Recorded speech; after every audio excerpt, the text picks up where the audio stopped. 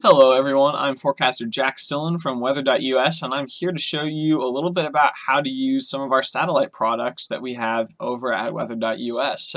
Why look at satellite data? Well, it offers us an incredible way to look at weather phenomenon that occur either where there aren't a lot of weather observations out over the ocean or in very rural areas. It also gives us the ability to observe those phenomena at a very high spatial and temporal resolution. If those are big words, basically the satellite will get data points every kilometer or even every 500 meters in some locations, whereas if you have just weather observations, ground networks, those will only have observation stations, every couple dozen miles, even if that. So that's the spatial. You get, a higher spatial resolution. You also get a higher temporal resolution. So that's resolution through time, and what this means is a satellite image is produced by the satellite every 15, 5, or 1 minute, depending on the satellite.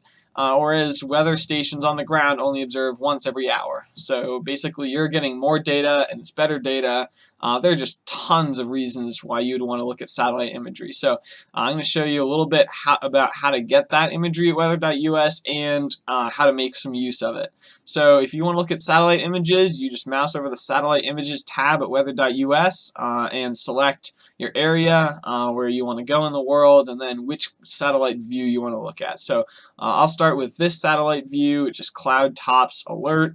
So this gives you a false color image, what this is called. So all the imagery on weather.us is except for color HD, and I'll show you that in a minute. But the vast majority of our imagery here is false color, so it's not actually what you would see if you were to look out the window of a spaceship orbiting the Earth.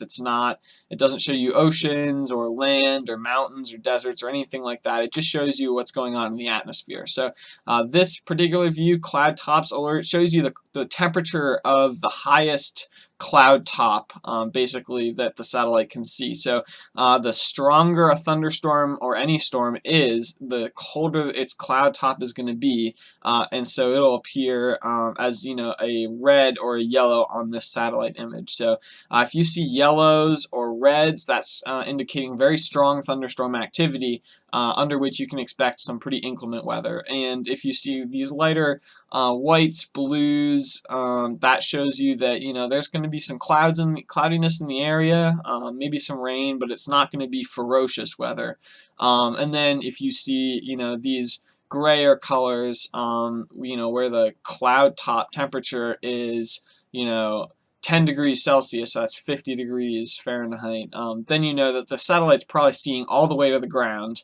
So that's just telling you the surface temperature. You can see here today we have the remnants of a tropical cyclone here over the southeast U.S. We have a hurricane out in the Atlantic, and we have this extratropical system here. This will be a great day to show you a little bit about how some different features will show up on some of the different satellite imagery. But first, what we want to do is zoom in a little bit, right? So this is zoomed out quite a bit. So there are a couple ways that we can zoom in. The first way is by country maps. So we got North and South America. We're going to zoom into North America. So this will give you the North American view. Sometimes the data cuts out a little bit just due to how the satellite works. That's normal. And then if we go into the US, all right, here's our data back now. So we can see this hurricane. This is Hurricane Jose, and then this is the remnants of Hurricane Irma over the southeastern U.S. The deep thunderstorm activity in the center of the hurricane, as you can see, has very deep, cold cloud tops, and the remnants that are very weak, just producing some light rain showers, those have much warmer cloud tops. That's a great kind of tool that you can use to see how strong thunderstorm activity might be. And then over in the Texas area, there are clear skies, so you're seeing just the temperature of the ground, which is quite warm today because it's the first half of September, so it gets pretty warm in Texas. So if you want to change the satellite view, By default, we start at the very most zoomed out, all of North and South America level. That zoom level, we start out with the lowest resolution satellite. So if you want some higher resolution stuff, then we're looking at the Super HD section. So these produce much better images, a higher resolution, as you can see here. All these features are a lot clearer, and they take pictures more frequently. So you get 5-minute imagery for the continental U.S. from the GOES 16 satellite. So here's your 5-minute imagery. That's pretty cool. Then in certain parts of the U.S. they do 1-minute imagery. So they take a picture every minute, which is crazy fast. So today this is just the default area for which they take those pictures. So if we zoom into New Jersey here, and then put the loop into motion, we can see a new picture every 1 minute. So that's pretty amazing stuff from GOES 16. But say you wanted to look at that hurricane out there. If we go back to our 5-minute imagery, that hurricane out there, there's no state or country that you can zoom into out over the open Atlantic.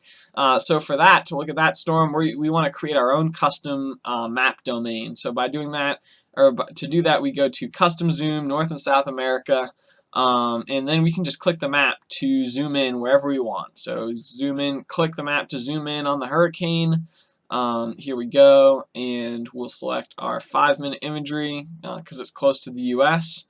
And now we can put the loop in motion to see very, very intense thunderstorm activity. Cloud tops in the -80 to -90 degrees Celsius range. That's extremely strong thunderstorm activity, which you would expect in the eye wall of a hurricane. So you have those hurricane force winds and driving rain. So you'd expect those powerful storms to have very cold cloud tops. So that's a quick overview of how to zoom in and around the satellite imagery domains. What about some of the other satellite views we have here? Water vapor. This just shows you how much moisture there is in the atmosphere. So this dry air plume that's extending into the southeast, there's sunny skies under that. You have still some pretty dry air over Florida, but as you head into the tropics, right into this hurricane, there's obviously a ton of moisture associated with the hurricane, so that's showing up very bright green in the satellite imagery. So that is a little bit about how you use water vapor. Infrared here is basically will show you where cloudiness is. So the whiter colors here are going to show up associated with clouds, whereas these gray colors show up as clear skies. All of those parameters you can see either day or night, but if the sun's out over the area you want to look at, then you can use some of these other tools. Super HD, this shows you exactly where the clouds are at a given time. So yep, you can see there are just different types of clouds associated with the hurricane, associated with this drier air here. You can zoom in to see exactly which areas are sunny and which areas are seeing cloud cover. So that's a pretty neat tool. The Super HD visible satellite. You can also use Super HD color visible satellite to see, alright, there's the Gulf of Mexico, and there's the forests and tropical climates here with all the green across Florida. You can see lakes and stuff here from the color imagery as well. So that's a little bit about how to use our satellite imagery, how to get to it, how to zoom in and around, and what some of our different satellite options are. So I'll be back later with more on how to use the various tools at WEATHER.US. Thanks for watching.